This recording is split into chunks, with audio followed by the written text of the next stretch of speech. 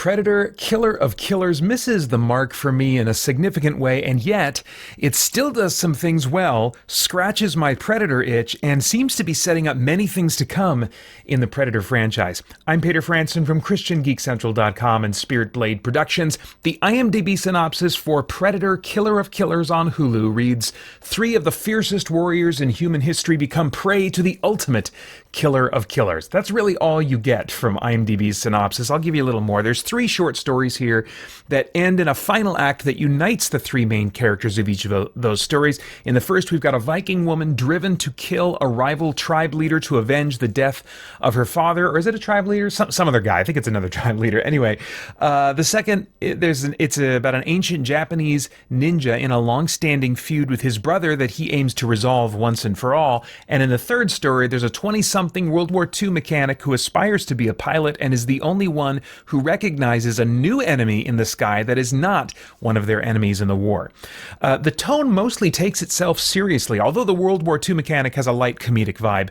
The biggest tension robber, though, for me, is the lack of realism regarding physics, what the human body can survive and push through, and what human ingenuity is realistically capable of. More than a handful of times, especially in the back half, there was a human who succeeded because the writers wanted them to, not because it made any sense.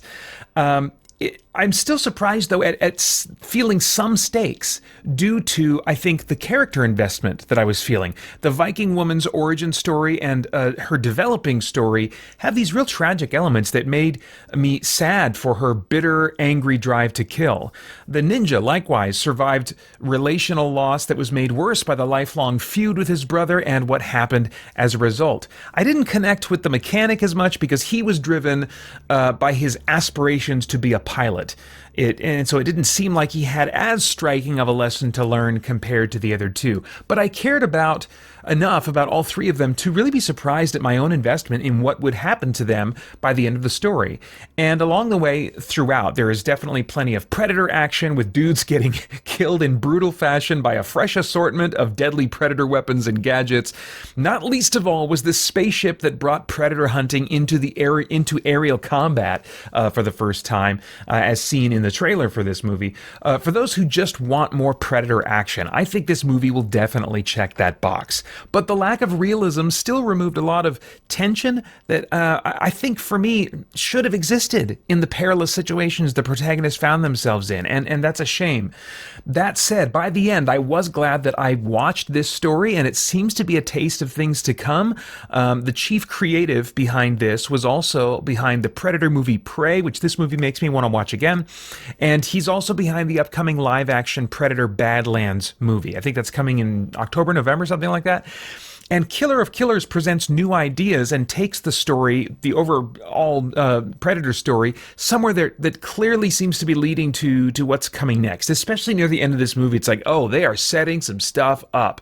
So as messy as this franchise has been, and as many attempted soft reboots as it has had, sort of false starts over and over, we may have a creative vision happening here that is in some way aiming to unite all the creatively separated Predator movies into something that is unified, that builds a new ongoing future direction for the franchise. That's the impression I got by the end of this movie. Okay, as far as cast, I don't have any complaints about the voice acting, and in fact, the ninja story is almost completely lacking dialogue, which I really appreciated because it pulled me in to engage, to observe, and to really do my own thinking about the story, about these characters. So that was a really nice move on their part. As far as the visuals, it's an animated movie, so that's a big part of what the experience feels like, and the animation style is in that deliberately choppy, low frame rate style that was, I think, popularized by Spider-Man Into the Spider-Verse. I really dislike this style, that choppy animation. I was turned off of it from the very beginning.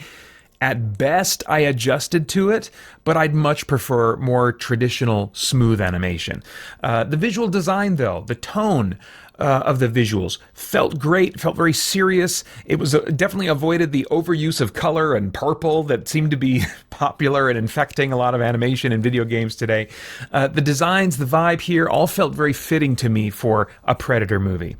Okay, as far as themes, is there anything of moral, philosophical, or spiritual significance going on in the themes of this thing that could trigger some worthwhile thought or conversation? Well, maybe if you're looking for that. There is a clear theme for two of the characters that's related to vengeance or revenge. And their stories demonstrate, I think, how our lives can become tragically dark if we hang on to a felt need for payback. And I think that, of course, we're less likely to want to be paying people back for killing someone that we care about or slighting us in this crazy violent way or something. But there's still like some petty ways, or some, much more than petty ways, but still not life or death, some ways that we can hang on to a desire to kind of see someone get theirs and to somehow play a role in that happening. But that can really put our lives on a dark path, and that we want to avoid. This feels, though, more like a movie trope here, the way they use it, than a moral lesson that we're really meant to reflect on. But I think the observation can still be made after watching this movie and seeing where these characters' stories go. All right, no idea what your tastes are in movies, but if I were a time traveler, I'd go back in time and say, Peter, watch this one. Maybe wait until the run up to Badlands. It's not something you gotta, oh my gosh, watch right now. It's so great. But you're gonna want to revisit at least some of these Predator movies before Badlands. In particular, plan to watch Prey and then this one before seeing Badlands. It seems like at least these three Predator movies will have strong connections, and this one is engaging enough with its concepts and characters to be worth your time, especially as someone who wants to see this franchise succeed, even if this movie does fall short in providing the tension that it truly could have. It's rated R for strong, bloody violence, some gore, and language. And those are all of my thoughts for now on Predator, Killer of Killers. As always, I'd love to get your thoughts and reactions in the comments below. Please like, share, subscribe, click that bell to stay connected. I want to thank the Spirit Blade Insiders for making this review possible. You can get info about the benefits of joining over at patreon.com/spiritbladeproductions. Then I hope you'll check out our podcast and stay connected to all CGC content over at christiangeekcentral.com as we continue to geek out and seek the truth. For more chat about geek entertainment, answers to your questions, and news from the wider world of Christian geekery, get the Christian Geek Central podcast today on iTunes and other podcast services.